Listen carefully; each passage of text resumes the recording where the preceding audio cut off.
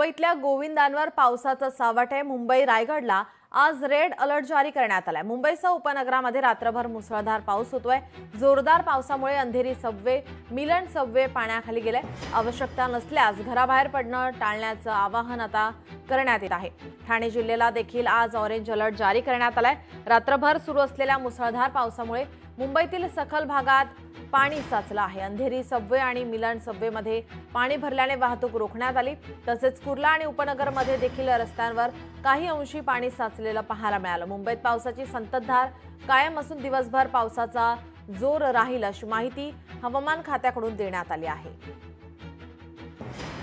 मुंबईसह उपनगरात रात्रभर मुसळधार पावसाने हजेरी लावली असून प्रशासन अलर्ट मोडवर गेला आहे। मुंबईकर नागरिकांनी आता आवश्यकता नसल्यास शक्यतो घराबाहेर पडणे टाळावे असं आवाहन करण्यात आलंय। आज राज्यभरामध्ये दहीहंडी उत्सव साजरा करण्यात येत असून मुंबई आणि ठाण्यात गोविंदा मोठ्या प्रमाणात गर्दी करतात। आपले प्रतिनिधी स्वप्नील जाधव आपल्यासोबत जोडले। स्वप्नील, आपण पाहतोय आज गोकुळाष्टमी आणि आज गोविंदा पथक मोठ्या संख्येने आज दहीहंडी फोडण्यासाठी बाहेर पडणार आहेत। मात्र त्याच या ठिकाणी आपण पाहतोय मुंबईमध्ये मुंबई उपनगरामध्ये जोरदार पाऊस काल रात्रीपासून सुरू आहे। रेड अलर्ट जारी करण्यात आलाय। काय अधिकची माहिती?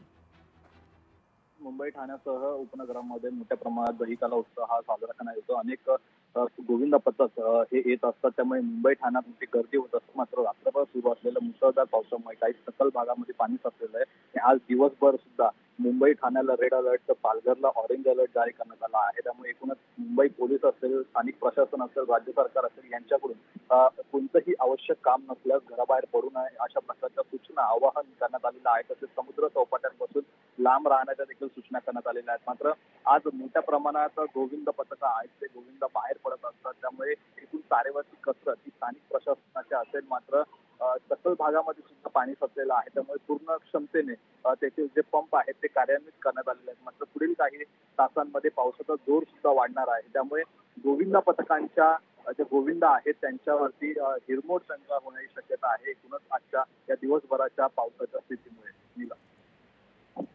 जी, धन्यवाद स्वप्नील, आपण दिलेल्या या सविस्तर माहितीसाठी।